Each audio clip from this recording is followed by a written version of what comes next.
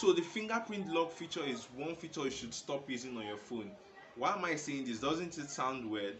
Well, it doesn't.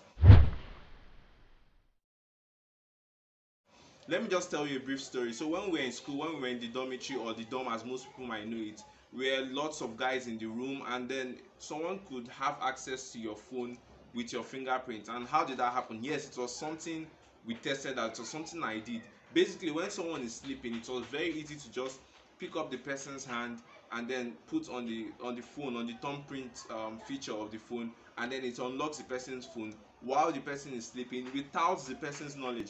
And the reason we did this at that time was because we needed to use the person's internet or the person's data, and then the person might end up waking up and seeing that his data has been exhausted without knowing what had happened. So at that point, someone has gotten access to the person's phone, to the person's information, and then done what he wants to do with the phone without even the person knowing. So you can see, just this is just few of the cons about the fingerprints or using the fingerprint lock. There are lots of other better options to use in terms of locking your phone. There are also certain situations when a lady is forced by a guy to unlock her phone, and all he needs to do is force her hand or forcefully get her hand to unlock her device with the fingerprint. So if it was a password, it would be way difficult to get the person to call out the password for you. The same way it goes when someone is sleeping. If someone locks his phone with a password or with a passcode, it is really difficult to get the person to tell you the password so that you unlock the person's phone. But with a fingerprint, it's very easy to get across or get through to the phone.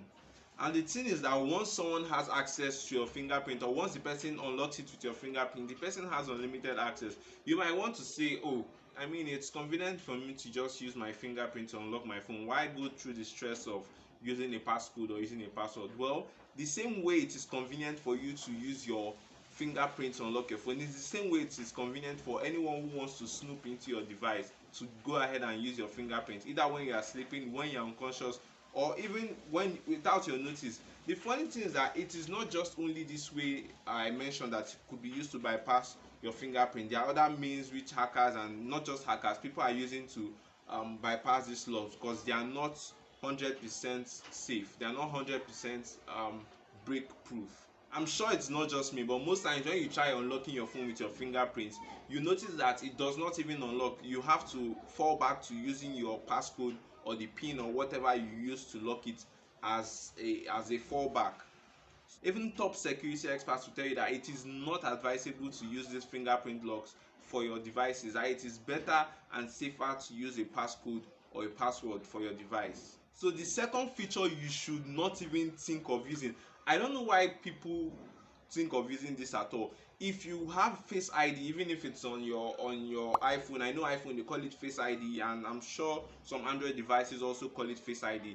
If you are using that on your phone for your security, or for your digital security, or for your phone security, please stop it immediately. Stop using a Face ID or a facial lock for your phone. It might look interesting, or it might seem, should I say, fly. It might seem all unique, like you just need to put your phone in front of your face and maybe smile, or maybe just look, and then it unlocks your device. But it is not safe at all. That is the worst out of every other security feature. It's not even a security feature, but it is the worst you could use for your phone. Even if you are using an iPhone or an Android, do not use the Face ID feature on your phone. The reason I'm saying this is because someone with your facial features could go ahead and unlock your phone with that facial ID. For example, someone with the same eyebrows as you, someone with the same shape of nose, someone with the same ears, you might have different complexion. The person could go ahead and just unlock your phone. I remember the time when I saw one of my friends using, or one of my colleagues using that facial ID, and I just said, let me give it a trial, let me try to unlock this particular device. And the moment I put it in front of my face and I just had to smile, the phone or the device unlocked, and I was shocked. We never looked alike in terms of our facial looks or whatever. We didn't look alike in any way. He had a wider face than I did, but still the phone unlocked. And then I was doubting that. It was when I started researching about the facial ID used on devices, if it was really good, a good security measure to use.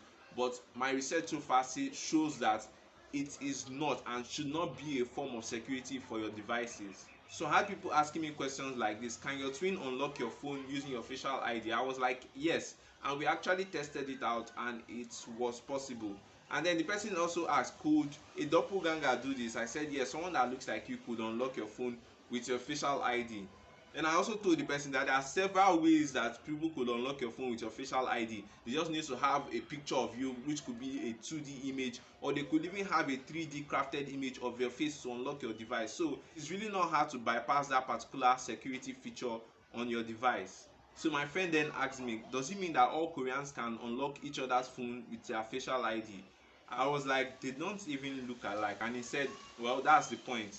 So facial ID is not the best, and you should not use it. If you've been using it, please go ahead and disable it. Do not use that feature on your mobile device, either your iPhone or your Android.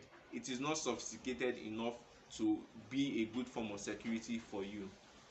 So at this point, I want you to tell me which security feature you've been using for your phone. Have you been using the facial ID, or have you been using the fingerprint? And also, please give this video a like. It will help these videos be recommended to more people to know more about this and to make your personal research on this and know the one that is actually best for you to use. So do not forget to like this video right now. Moving on to the third one, never use a 4-digit pin. So I know this might sound weird. You might ask a question like, Emmanuel, what do you want us to use? You said we should not use a fingerprint lock, you said we should not use a facial ID, and now even the pin, you're telling us not to use the pin. So what do we use then? Well, the reason I said do not use your pin, if you are going to use a pin, make sure it is longer than 4 digits. If it's longer than 4 digits, it's a bit safer, but still I wouldn't advise you to use a pin. But nowadays it is very easy to predict the pins most people use. Most people use their birth years, most people just use 000 or 1234 or this or 5555. They just use these basic numbers that are easily guessable. So it is advisable not to use pins. If you are using a pin for your passcode, make sure it is longer than 4 characters, about 6 to 8 characters, but then it might be difficult for you to remember.